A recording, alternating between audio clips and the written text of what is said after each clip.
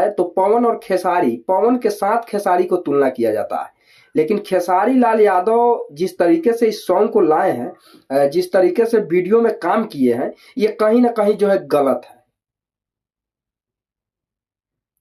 खेसारी लाल यादव को इस तरीके का गाना लाना जो है सही नहीं था, जिस तरीके से खेसारी लाल यादव गाना लाए।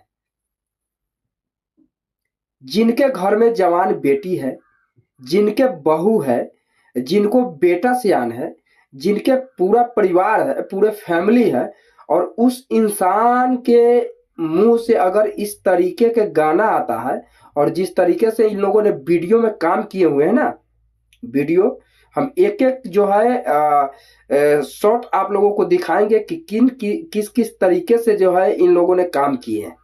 खेसारी लाल यादव का स्टारडम जो है गिर चुका है।